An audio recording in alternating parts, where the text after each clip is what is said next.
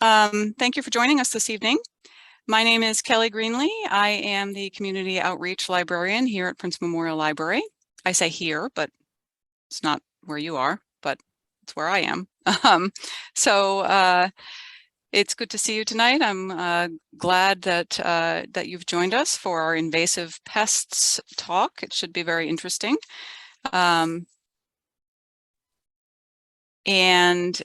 usually like to start the evening just by offering a moment of gratitude to the Wabanaki people who for hundreds of years have inhabited and cared for the land upon which we live and work and play, and who cared for the forests that we walk in and about which we are talking this evening. So thank you. All right, so I think we'll start. I'm going to introduce Allison Kanoti. And let's see, there she is. Hello, Allison. Allison is a graduate of the University of Maine with a Master of Science in Forestry. She has served in the Maine Forest Service for more than 16 years, first as a forest entomologist, and for the last 3 years as the state entomologist and director of forest health and monitoring.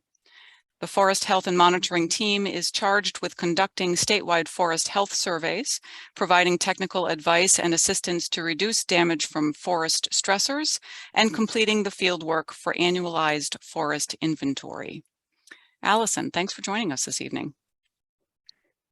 Kelly, I'm going to go ahead and share my screen and kind of get right into the talk tonight. Yeah, I should add, and I should have said earlier, that if people have questions, you can put the questions in the chat. You can and I'll kind of draw attention to them.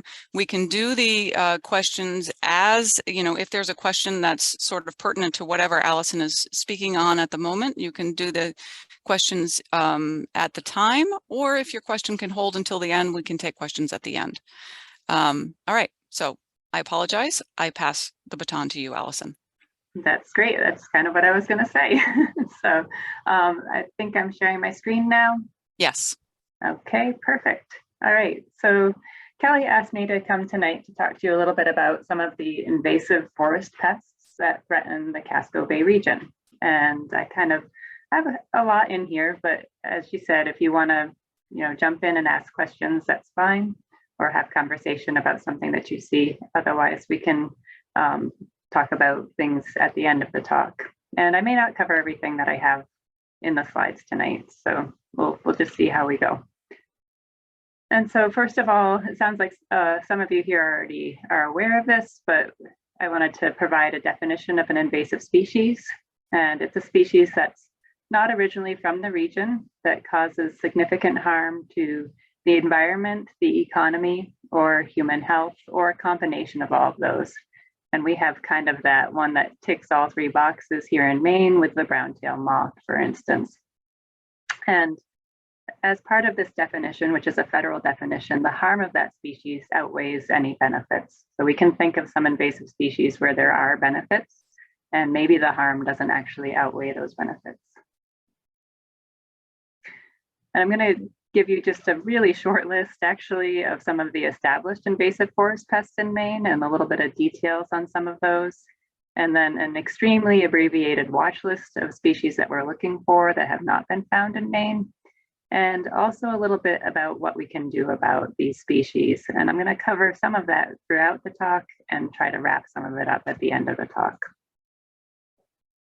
So jumping right into one of the more recently detected species here in Maine, or diseases here in Maine, we have beech leaf disease.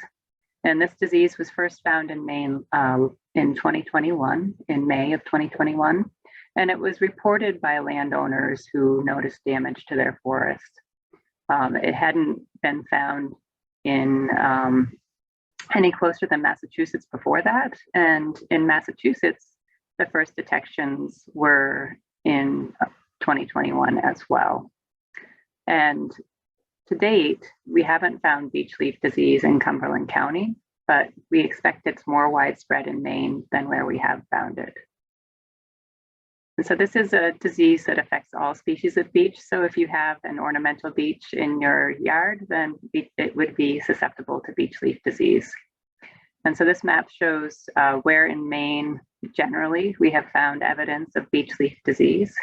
And you can see that from that initial detection in the mid-coast, we found it in a really broad area outside of that. So clearly it wasn't an early detection. It's something that's been established here for a while.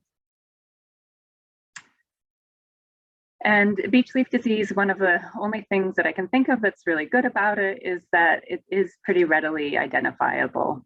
And what you look for is the banding in the leaves. It's most visible looking up at the crown of the trees from the ground and into the sunlight. And you can see the dark banding between the leaves. This is a gall-like tissue that's created by feeding by a nematode that is inside those leaves. As the damage gets more severe, you may get distorted and leathery leaves as shown in these pictures. And you can see on the right there that there's a picture of kind of what a normal beech leaf looks like. They're very papery, they're really not leathery at all. And you can see beech leaf disease symptoms in the fall, and oftentimes you get a concentration of yellow pigments in the areas where there were bands in the fall. And then also you can see them in the winter if on the leaves that are hanging on to the trees. And the nematode that's associated with the disease is actually not in the leaves in the winter. They move into the bud tissue in the winter. So you can actually find them in the buds in the winter. And we do have some things that look similar to beech leaf disease, and often with a photo, we can help to tease out whether it's something that deserves further follow-up or is actually a different organism.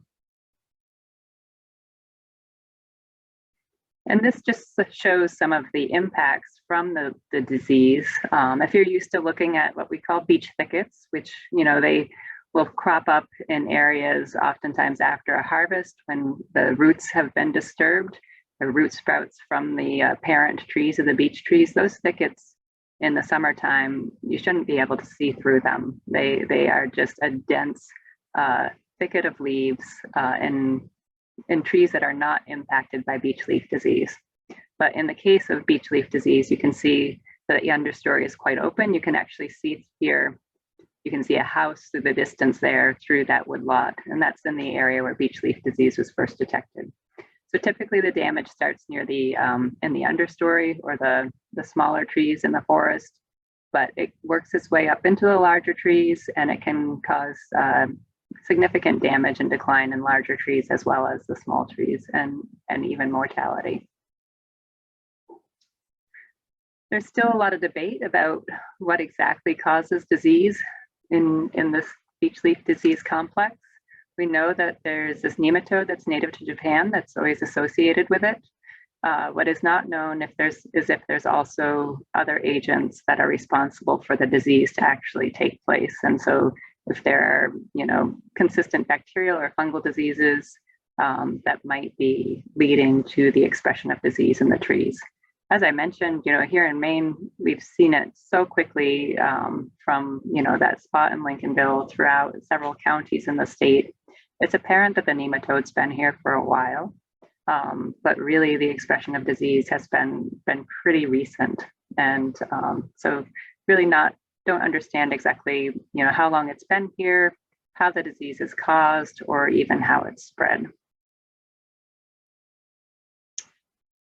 Moving on to another one that's a little bit more of a recent arrival. We had our first detection of emerald ash borer in Maine in 2018, so just 4 years ago.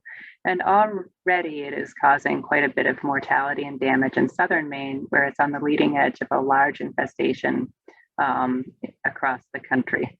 And so with emerald ash borer, this is an invasive insect from Asia that attacks ash trees.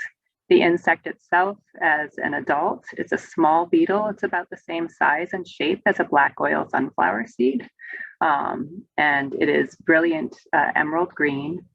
And as a larva or immature, it's underneath the bark of the ash trees. And so you can see that they're kind of whitish in color. They have these bell-shaped segments down the body. And like, as I mentioned, they'll be underneath the bark of ash trees. This Casco Bay region is in an area where emerald ash borer has been found in at least parts of the region. And so as a homeowner, the things you can do for emerald ash borer is, report it if you see it outside of areas where it's already known to be. Make a plan for what you're going to do if you have ash trees. So maybe one of your first steps is going to be determine whether you have ash trees or not. And we have resources on the department website, which is maine.gov/EAB, that can help you to identify ash trees.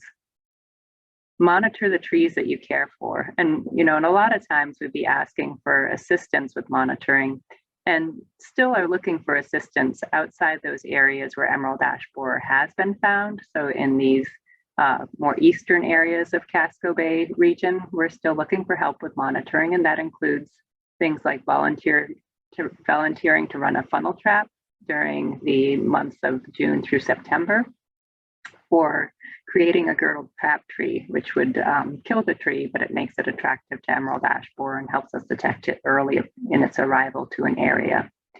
But if you're in this area where emerald ash borer has already been found, you'll want to monitor the trees that you care for. So the ones that are in your yard or near your house. And you're going to probably also want to act. You may want to remove those trees. And if you do, you want to follow best management practices, which is basically to move that potentially infested material as short a distance as possible from where it's harvested. And you may want to treat your trees in order to preserve them in the landscape. And I've put together just a really brief schematic to help think about that. So if you're going to be acting on those ash on your property, and those are Fraxinus species, they're the true ash, not the mountain ash with the orange berries, but true ash, which have sort of paddle-like seeds that hang down this time of year. We've had quite a lot of ash seeds this year, and they have compound leaves and opposite branching. So you're going to think about, do those trees threaten your safety or a structure, or do you want to keep them alive? If they don't threaten safety or a structure and you don't want to keep them alive, you can kind of let the beetle take its course. You can leave it in place to fall apart. It'll be good habitat. It'll be good food for woodpeckers, but it will be dangerous because those trees get brittle. If it does threaten safety or a structure, or if you want to keep it alive, you have some other questions to ask. Is it in good health? Is it in a good place? Is it a good size? If you've answered yes to that, you may want to plan pesticide treatment to keep it alive, or removal if it's not something that you want to keep in that place. And when I say plan, in that region where we found emerald ash borer nearby, the plan is really near term. Like you really want to be thinking about lining up help for that soon. And if it's not in good health, or it's not in a good place, or it's really small, you probably want to plan removal and to get that out and maybe plant a different species, plant a new tree. I mentioned following best management practices if you do remove an ash tree. I also want to mention that there is a quarantine on ash that limits the movement of material that comes from Fraxinus species. And that's out of that Casco Bay region that's in the area crosshatched in blue and in red. And the reason is that we're trying to slow the spread of emerald ash borer. It will eventually spread throughout the ash resource, but we'd like to keep that at as slow a pace as possible. Already, or at this point, we probably have about 16% of the ash trees in Maine that are within regulated areas. And even in those regulated areas, the vast majority of ash trees are still emerald ash borer free. So I mentioned monitoring your ash. And so what are you looking for with emerald ash borer? Probably the key this time of year, and what I'm just going to touch on tonight, is you're looking for woodpecker activity. Those woodpeckers going after the larvae underneath the bark of the tree. They'll fleck off the outer bark and it'll create bright spots, what we call blonding, on the trunk of the tree. And you can see some different trees that have that evidence. This one here, obviously, the entire stem, I'm sorry, you can't see my pointer. This one here, the entire stem is blonded. You know, it's the woodpeckers have peeled off all the bark on this tree. On this one on the left, you can see just little flecks here and there. It's still pretty intense, pretty strong evidence of emerald ash borer infestation. In that case, this tree the bark has been peeled back and it reveals the galleries of the beetle underneath the bark. There are management techniques beyond pesticides that we can use as the Maine Forest Service to help to control emerald ash borer, or at least to moderate its damage. And what they are is they're biological control organisms. And we have started to implement biological control for emerald ash borer in Maine. And we have released 3 species of wasps that are native to Asia that attack emerald ash borer in both northern Maine and in southern Maine, where we have emerald ash borer established. We will be releasing additional wasps in other parts of Cumberland County, hopefully next year, and continue to do that as we find good sites for release, so that we can give the trees a fighting chance against emerald ash borer. Not the current trees, but ash in our forest. And I always like to stress that these are really small wasps. They don't sting people. They're parasitic wasps, like the vast majority of wasps on the planet. And they parasitize other insects. In this case, they parasitize emerald ash borer. And so they grow and develop inside life stages of emerald ash borer. This one here is Obius agrilli, and it parasitizes the eggs of emerald ash borer. This is Tetrasticus planopenisi, and it parasitizes the larvae under the bark in thin-barked areas of the tree. This is Spathius scalinae, and it parasitizes the larvae underneath the bark in thicker barked trees. So they all have a niche as far as managing emerald ash borer or controlling emerald ash borer in the forest. They will not eliminate it, but they may give ash a fighting chance. This just shows you where in general we have released those parasitoids to date. And as I mentioned, we hope to release them at a new set of sites in 2023. Moving on, I do see there's a bunch of things in the chat. Is that all Gary? Yeah, so Gary's been putting a lot of resources in the chat. Thank you, Gary. Yeah, that's me. So I will try to monitor a little bit what's going on, but so moving on to brown-tail moth, you're probably aware that weather has allowed brown-tail moth populations to build up to outbreak levels. And what type of weather has supported this outbreak has been dry springs and warm late summer temperatures. We've had a continued expansion of the outbreak even into this year, although the center has again collapsed. And you sit there in Casco Bay. In some parts of that region, you've already benefited from a collapse in prior years. The collapse this year was really centered around the capital region. And then I just want to highlight that now is the time to begin assessing your exposure for next spring. And I'll go into that in a little bit more detail later in the talk. So I mentioned the weather, and we do have some evidence from researchers at the University of Maine that weather is important in regulating the populations of brown-tail moth. Ellie Groden and Carla Boyd and others looked at climate data around Portland in association with defoliation events, and they found a connection between the warmer temperatures in the late August and early September period and increased overwinter survival, so population growth. and also a connection between wet weather in the spring feeding period and population collapse. And so the latter has always been suspected, but this new analysis of the climate records has helped to support that suspicion.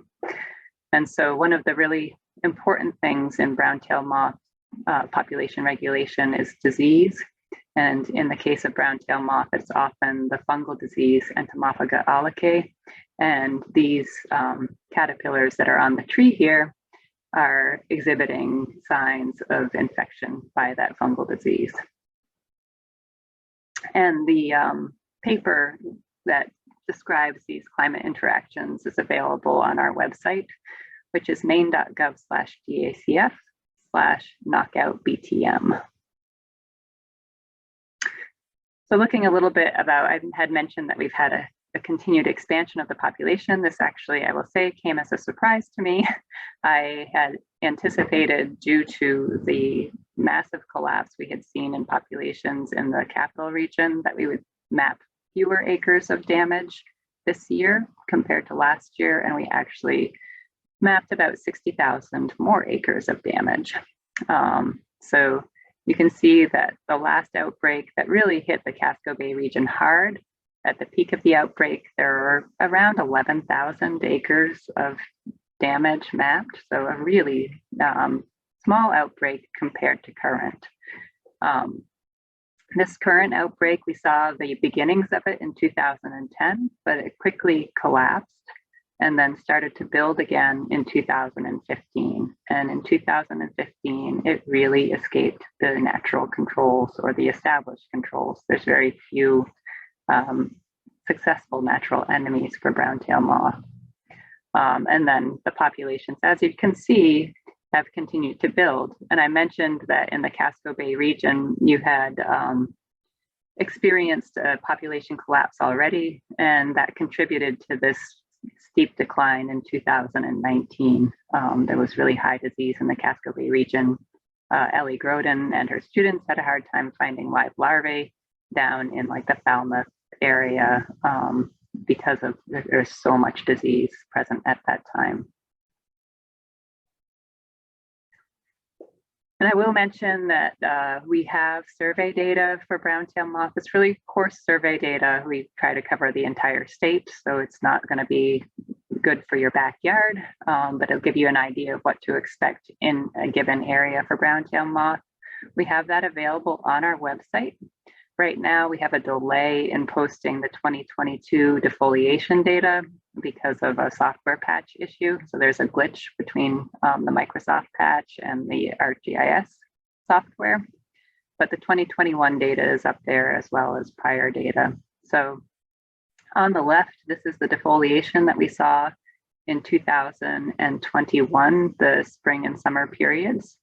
And on the right, this is our 2021-2022 winter web survey data. So you can see we actually drive the roads to get an idea of the intensity of populations over winter. And keep an eye on that Augusta area. I had mentioned there was a significant collapse. This is our 2022 preliminary survey data for our brown-tailed moth caterpillar surveys. These are primarily done from a fixed wing plane, so they're pretty coarse polygons. And you can see that Augusta area is, we had that big collapse, but we had a buildup in some other areas. So just looking at it county by county, in Androscoggin County, we really had the steepest increase. And in Kennebec County, we had the steepest decline in populations. And in Cumberland County, you're sitting at about 2,000 acres that were mapped, again, from fixed wing planes. So it's a pretty coarse survey. It picks up those moderate and severe populations of the pest. And overall, we had a 66,000 acre increase in area mapped. And I'll point out that we do have two seasons when we do mapping. We have the spring season, and that's this green, and then the fall season, and that's the purple on this map. So very quickly, right now, brown-tailed moth are in their winter webs. They're pretty well built at this time, and they will stay in those webs throughout the winter. It's a great life stage from the standpoint of population management in small trees. You can clip those webs out and destroy them. Each web can have hundreds of caterpillars in it. Sometimes it only has dozens, but they can have hundreds in them. And you can effectively remove a lot of caterpillars by a few hours of effort in clipping webs in small trees. In larger trees, that's generally not as possible. And then in the spring, usually around the middle of April now, the caterpillars become active. And at that point, you want to have your web clipping done. And then they begin feeding in that early April period or mid-April period into late April. They go through several molts. They eventually become this highly recognizable larger caterpillar. Many of you are probably familiar with it. And by late May, they have started to wander off their host tree, and that's where people have most of their encounters with the caterpillars. The hares, however, can be in the environment, they can become airborne, and people can have encounters with the hares without encountering the caterpillars. By late June, they form their pupal masses, and those are often just little cocoons wrapped in a few leaves. Sometimes there are masses of cocoons underneath your eaves or under boats or all sorts of sheltered places. These contain a lot of the toxic hairs of brown-tailed moth. By early July, the first adults emerge, and usually by mid-July, we have the peak in adult activity. They're mating and laying eggs on the undersides of host leaves.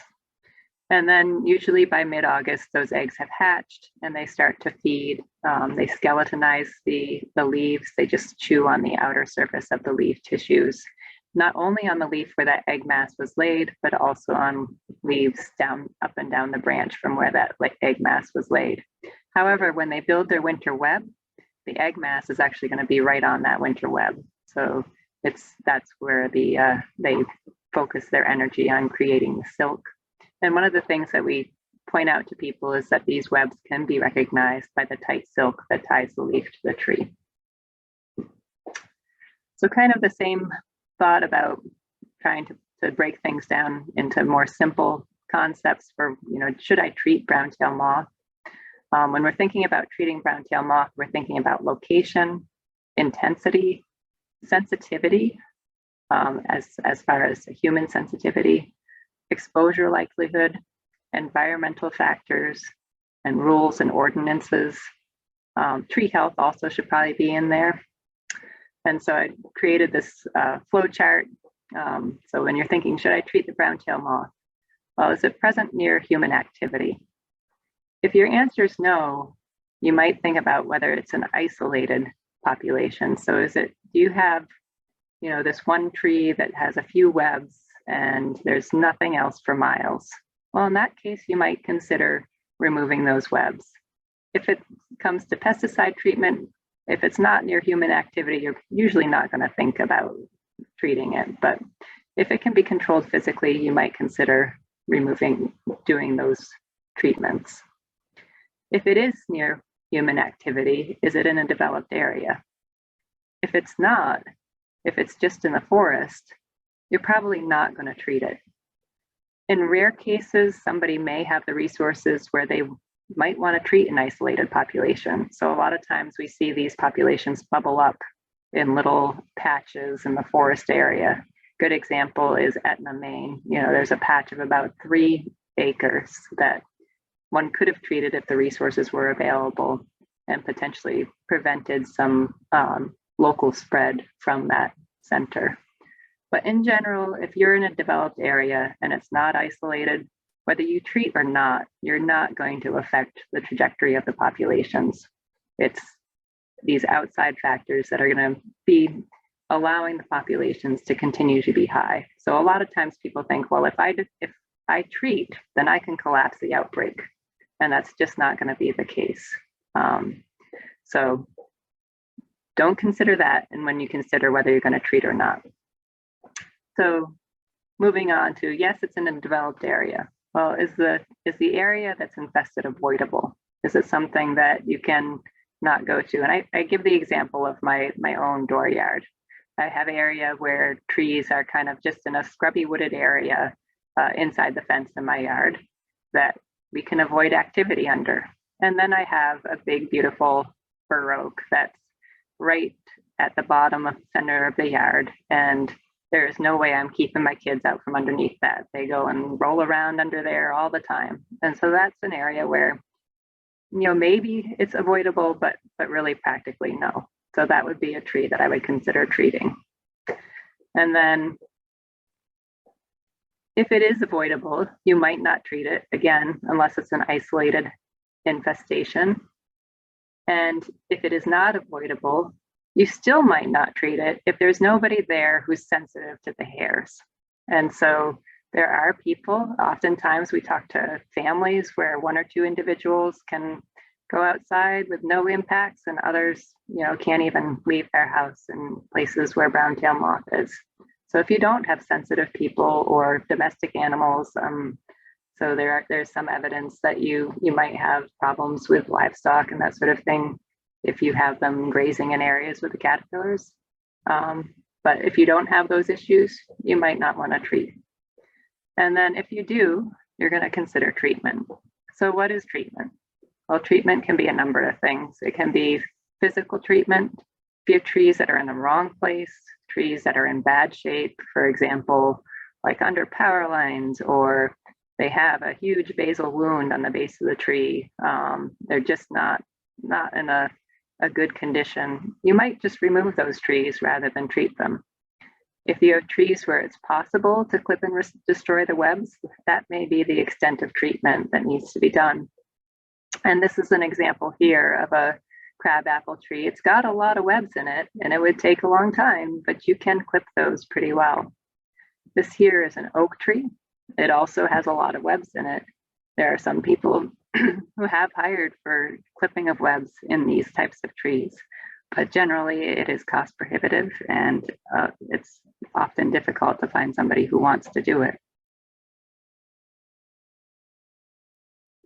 And then beyond the physical, there's pesticides. And there's two different general options for pesticides. One is foliar applications of pesticides, and the other is systemic pesticides that are taken into the tissues of the trees and up into the leaves. And if you're going to use pesticides, we really encourage you to consider contracting for professional service. And I should say that that really applies as well with the pruning of the webs if it's beyond your means. So if you have to climb the tree to prune the webs and you're not trained to do so, you might want to consider hiring a professional. If the webs are near power lines, certainly consider hiring a professional. So just make sure you're not going beyond your means if you're doing these treatments. So moving on to winter moth. This is a pest that cropped up in Maine a number of years ago. And it came from Massachusetts, where they'd had outbreaks for decades, really. And luckily in Massachusetts, they had identified the pest, which sounds silly, but it looks almost exactly like a native pest. And so knowing that we're dealing with an invasive pest was helpful. They had also started a biological control program. The winter moth is also from Europe.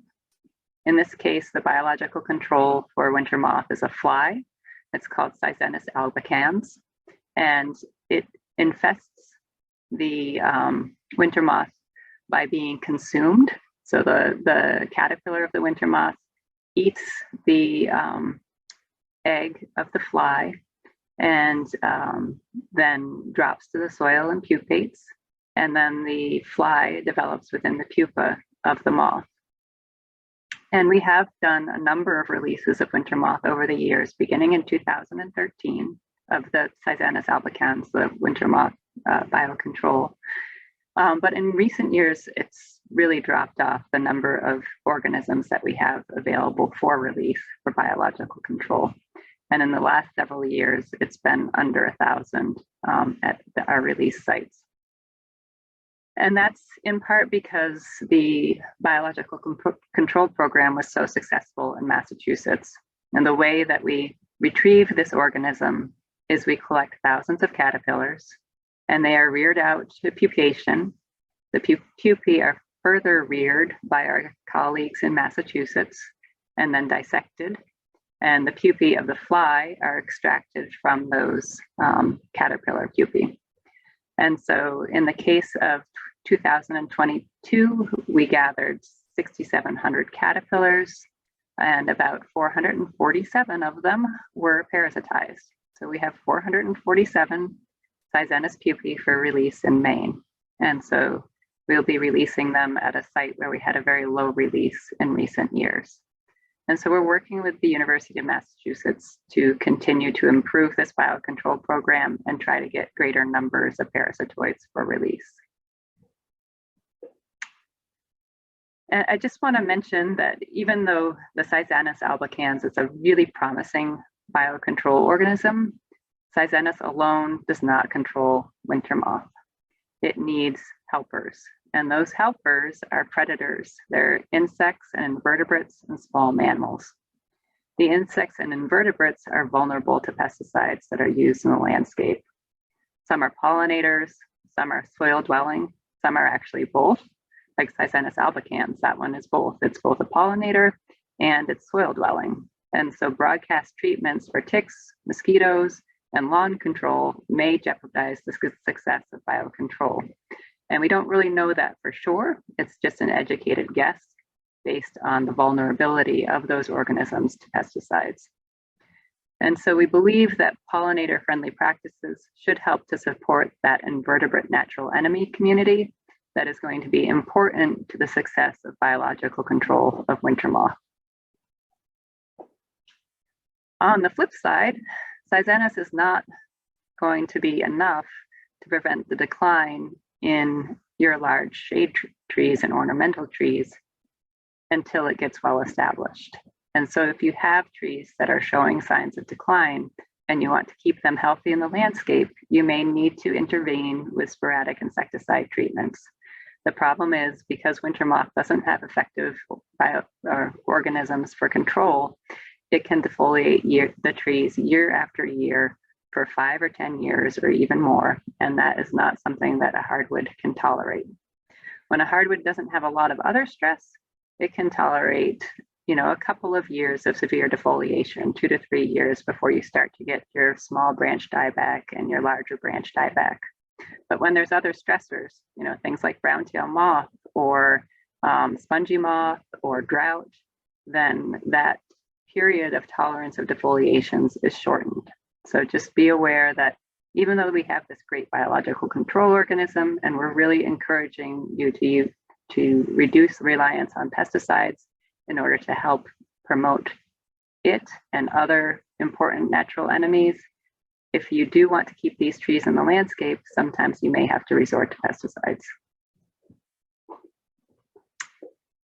So switching gears entirely to a sucking pest, Hemlock woolly adelgid is a non-native insect. We have native adelgids in the state, but Hemlock woolly adelgid is an insect from Japan. It's also established in other parts of Asia.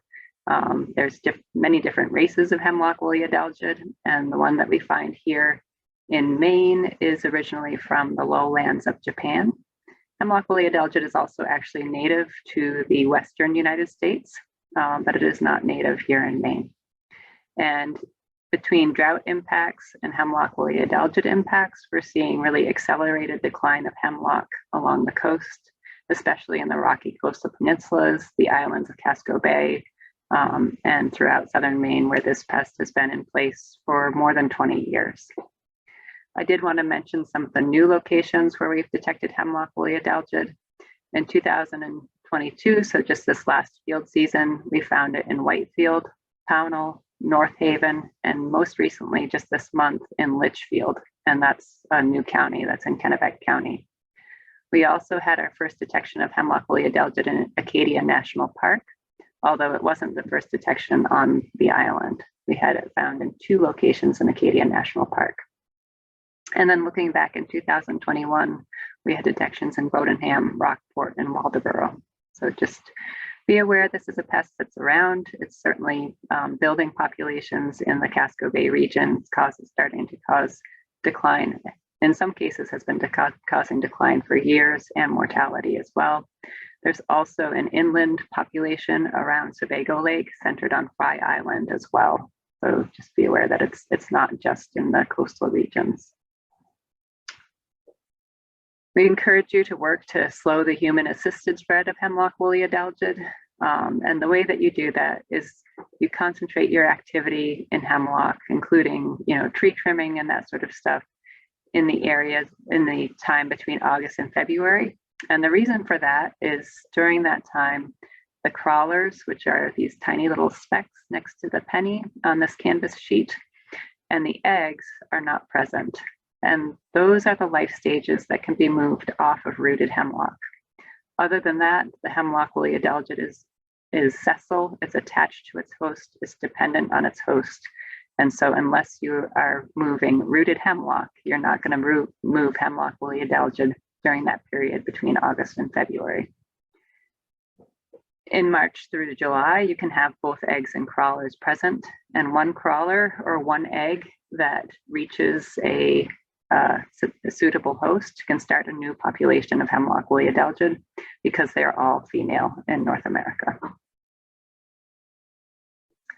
I did just want to mention just briefly, in 2021, this was in the news quite a bit, that people were having their feet stained black on the beaches of Maine and New Hampshire. Turns out that staining was from the bodies of hemlock woolly adelgid that had washed ashore. And it's just a good indication of the size of the populations of this pest right now. They have really grown to pretty phenomenal levels throughout the region. So the first time an event like that had been recorded, the photo here on the right actually shows the bodies collecting on the top of the water off the coast of Massachusetts. It had a boater who reached out after he saw the stories and said, geez, I was on a boat and for 24 hours I had hemlock woolly adelgid raining down on my boat as I was, boating off the shore of Massachusetts near Beverly. So really quite an epic population this last year and continues this year, in part due to mild winters, successive mild winters, because colder winters or more normal winters can help to control those populations. So that's the litany of some of the pests that are established in the Casco Bay region in Maine. It's, as I mentioned, a really short list of what has invaded and is threatening the forests. But I did also want to touch on a couple of things that we'd like people to have a heightened awareness of. And those two organisms or complexes are Asian longhorn beetle and oak wilt disease. In the case of Asian longhorn beetle, although it has been reported in Maine thousands of times, it has actually not been found in Maine. And I am very grateful that it has been reported so many times because it helps us to know that people are looking out for it. We do ask that if you suspect that you have seen Asian longhorn beetle, you try to take a picture of it or grab a sample, grab the insect if you can, or if it's damaged, grab a picture of the damage, note where it was and report it. We have an easy to remember website. It's maine.gov/ALB, and you can make your reports right on that website. So the map here on the right, this shows where in the United States Asian longhorn beetle has been found. And the closest detections have been in Worcester and Boston, Massachusetts. And it's a good example of why we encourage people to report Asian longhorn beetle when they see it. In Worcester, Massachusetts, the Asian longhorn beetle was found in 2008. They've had new detections recently of the pest. It still hasn't been eradicated from that area. When it was reported in 2008, it had probably been in the area for around 20 years.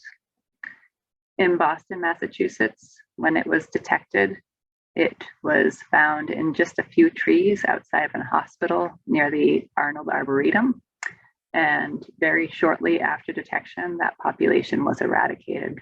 And it was eradicated by removing just a few trees, just those few infested trees.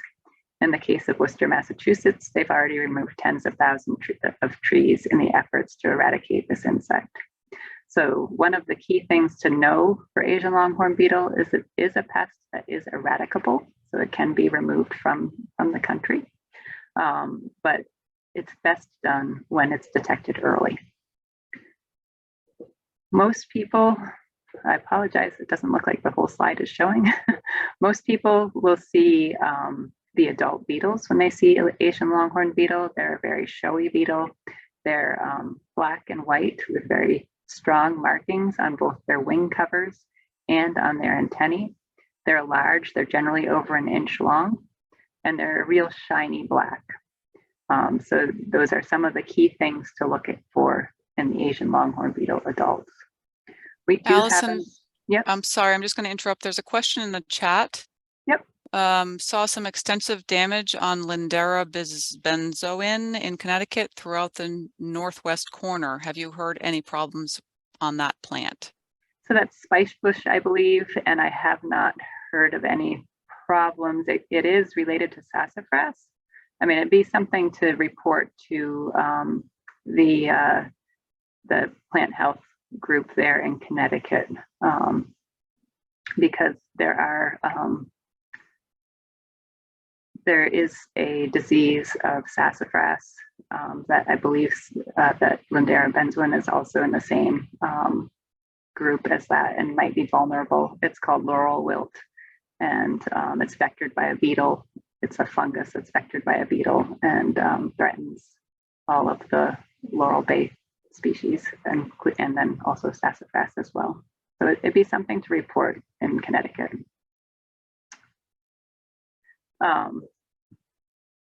So as far as the lookalikes for Asian longhorn beetle, we have a number of them in Maine. They include things like the northeastern sawyer, which is a longhorn beetle, just like the Asian longhorn beetle, although slightly different color and very different host preference. The Asian longhorn beetle feeds on hardwood trees. It can feed on healthy hardwood trees. The northeastern sawyer feeds on conifers, and it feeds on declining conifers. Oftentimes you'll find it on even cut softwood trees. And then the another one that's often mistaken for Asian longhorn beetle, and I apologize, I don't have a picture of it here, is the white spotted sawyer, and that's the one that we most commonly get reported as a lookalike for Asian longhorn beetle. And Gary has put a link to that resource in the chat. This is an eyed click beetle. It looks kind of similar to an Asian longhorn beetle. It's a beetle. It's black and white. It has white spots. But some of the key differences are these big eye spots towards the top of the head, and then the serrated short antennae, and just an overall different body shape. This is actually a predator on wood borers, so it might be a predator on some of the other longhorn beetles that we have in the state. The broadneck root borer is another one that's frequently reported, and you can see that it lacks the white spots. And then finally, we often get this western conifer seed bug reported. That's one that folks are seeing coming into their homes right now in Maine. It is an import from the Western US, as the name implies. And as the name implies, it feeds on seeds. It also feeds on pollen of conifers, and it's coming into your homes to hibernate.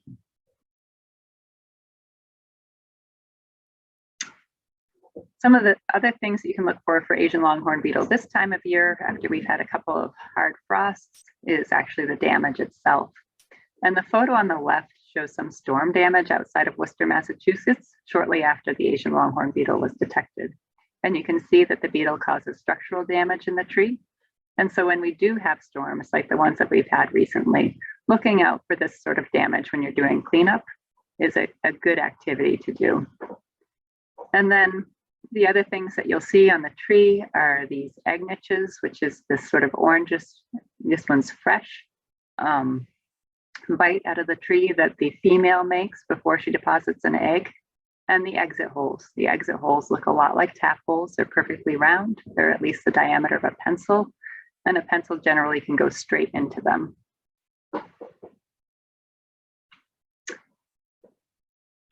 Other things that you might notice are areas of missing bark, tunneling beneath the bark and into the heartwood of the tree. And then, as I mentioned, you'll have those exit holes that are perfectly round. And then the final complex that I wanted to talk about is the oak wilt disease. And it really is a cause for concern. One of our most abundant forest types in the southern part of the state is oak pine forest types. And oak wilt is a severe threat to the red oak group. As you can see, this map doesn't look all that, these detections or this detection, there's actually one up here in upstate New York. And also, that doesn't show on this map, but there's also detection of oak wilt in Long Island. These aren't all that much farther away than the detections of beech leaf disease were a couple of years ago. So we are really concerned about the potential arrival of oak wilt into the state. It's something that can be moved on firewood, although the firewood does have to be pretty fresh, and it can be moved on live plant material as well. So I do want to emphasize again that oak wilt has not been detected in Maine. It was detected and described in Wisconsin in the early 1940s. It's caused by a fungus that infects the vascular system of the tree. So it works pretty similar to Dutch elm disease. And it can kill a mature red oak tree within a month of infection. It's spread by beetles, and those beetles are attracted to wounds on oak trees. They will pick up spores on diseased oaks and then visit healthy oak trees and spread the spores to those trees. It is a disease of unknown origin. It may be native to North America, but it seems to have, it has been spreading from the areas where it was first described. It will also infect trees in the white oak group, but those trees can survive for longer periods with oak wilt disease. And I just wanted to point out with your red oak, you have really pointed tips of the lobes of the leaves. And with white oak groups, you have rounded tips of the oaks of the leaves. And an example of a white oak group tree is bur oak, is pretty common in the Penobscot Valley. White oak is another one that is a white oak group tree. And then the red oak, we have our northern red oak, pin oaks, which are common ornamental trees, and a number of other species in Maine. The things that we look for with oak wilt disease include leaf discoloration, staining in the xylem, although that's not always there, bark cracks with sweet smelling fungal pads. And so they smell a little bit fruity, a little bit alcoholic. People can walk into a stand and actually smell that it's infected with oak wilt disease. And you can have either branch or whole tree wilting symptoms. And we really encourage people, if you see oaks dropping their leaves in the summer, to reach out to us so that we can investigate whether it is oak wilt disease. And these are the leaf symptoms that you're looking for. They can be highly variable, and they can express themselves anytime from June through September. And with the threat of oak wilt disease, we really want to encourage people to only prune oaks during the dormant season. Those beetles that are actively seeking the sweet smelling fungus that causes oak wilt disease, they are active very early in the spring. And so once the buds start to swell, you want to stop any pruning activity in oak trees and don't resume it if possible until after the growing season has ended. And if you do have to do some tree care in that period, this is the one time where we actually recommend putting some coating on the wound in order to prevent the beetle entry. So that was kind of a lot to cover in an hour. I'm happy to take questions, but I did want to end on this slide. I just wanted to remind you why we talk about these things. You know, one reason is that forests cover 89% of the land in Maine. In that, they provide a number of environmental benefits.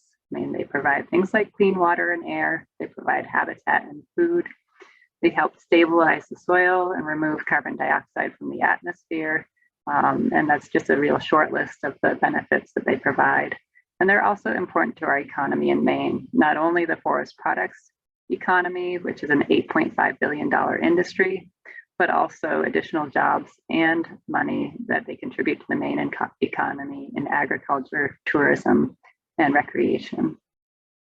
And one of the biggest things that we can do to help slow the introduction of new invasive species is to use local or heat-treated firewood. There's a whole number of pests that spread readily on that product. Firewood is a very diffusely spread commodity, so people take it all over, basically, is the easiest way to say that. And when we first started to look at emerald ash borer, the enormity of the threat of firewood to forest health became really clear. So we encourage people, as I said, to use local or heat-treated firewood, but also to check trees for signs of pests and diseases, to report any signs of invasive pests to bugwatch at maine.gov, and to learn more about firewood, to visit our maine.gov/firewood site. Other things that you can do is to use native, locally grown planting material. Don't move soil and compost that may have pests. Examples of pests that move in soil and compost are winter moth, which I covered, and jumping worms, which I did not. Use an integrated approach to pest management and reduce reliance on use of pesticides. Use pollinator-friendly practices, and also help us to spread the word and not the pests.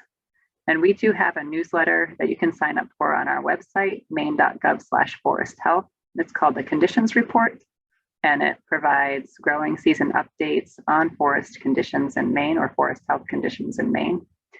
So if you want to learn more, you can sign up there. We also, our partners in the Bureau of Ag have a social media page, which is called Bugwatch Maine. So that's another way to engage.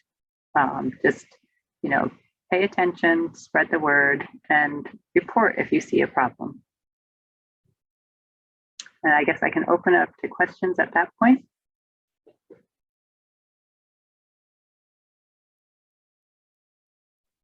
Allison, we have a question. Could you say a few more things about the jumping worm? I don't know. I could. Gary's probably better equipped to do that, as he has been really leading the charge on that. But it is so that earthworms are not native to Maine. Some of them can be beneficial in our gardens, and some of them, like jumping worms, are not. And the problem with jumping worms is that they reproduce very quickly. They cycle nutrients very quickly. They change the texture of the soil where they're established. So the soil becomes very loose, very hard for plants to root in effectively, and lead to erosion, especially with the heavy storm events that we have. Speaking with my forest health colleagues in the mid-Atlantic states, they say that when they survey for jumping worm, they just look for trails that are on a slope, and they look for piles of soil that have washed down slope, because it's completely changes the soil in the forest, makes it very hard for trees to regenerate and other plants to root as well. And have they been found in Maine? They have been found in Maine, and the IMAP invasives site that the Maine Natural Area Programs has a map that shows the places where they have been confirmed in Maine.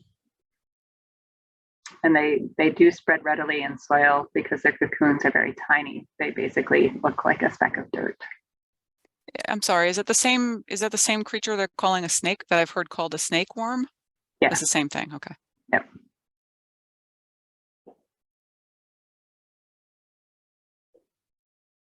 Any words of wisdom purchasing or bringing in soil for large projects in terms of the soil compost being worm-free? Gary, do you have any words of wisdom on that? Sure. I don't think that there's really any way of knowing for sure, and I don't think that there's much that you can do in terms of completely eliminating the potential. If you're buying from a reputable source that is bagging it and then storing it properly so that it's not on the ground where it's going to get reinfested if they actually have jumping worms, in the area, then that's going to be a better chance of not importing worms. But if it's being stored on the ground in an area where there's some sort of infestation already there, they're going to be very attracted to any compost, especially any compost or any wood chips or mulch or anything that has any organic matter in it. I feel like I should introduce Gary because he's been providing so many links in the chat. It's I am going to send the links out to people in a follow-up email so people can relax about that, about copying links and whatnot. Gary Fish is the state horticulturist. He spoke to us back in June with an invasive plants talk. So thank you, Gary, for joining us and for playing the link card. We appreciate that. Allison, we have another question. Are there any insect controls for brown-tail moth caterpillar similar to some of the other insect controls you discussed for other invasive pests? Yeah, so there are a number of parasitoids of brown-tail moth and many of them were introduced sort of willy-nilly in the period when both brown-tail moth and what's now called spongy moth was called gypsy moth were introduced into the country. And so they kind of threw a lot of species out there to try to control the population, species of insects out there to try to control the populations of brown-tail moth and spongy moth. And a number of them are still with us today. Some of them are problematic in that they threaten our native silk moths, but none of them are effective in managing brown-tail moth here in Maine. Interestingly, there is a species that is thought to be key in keeping brown-tail moth in very minor populations in Massachusetts. And the thought is that it could be because of the higher diversity of other caterpillars in Massachusetts, that particular parasitoid has food in periods when brown-tail moth is scarce. And so that may be why they don't have a brown-tail moth problem to any significant extent in Massachusetts. But it doesn't seem to be enough here in Maine. An interesting discovery that Grodin's lab has just recently been working on a paper on is it appears that some of our native forest tent caterpillar parasitoids can host switch to brown-tail moth. So potentially, you know, if you can keep those native forest, or not forest tent, I'm sorry, eastern tent caterpillar webs in your trees, you might be adding to the natural enemies of brown-tail moth at the same time. So kind of a neat bit of news, but they're really, when brown-tail moth is in an outbreak condition, there's really nothing established that's going to help it collapse except for those diseases here in Maine.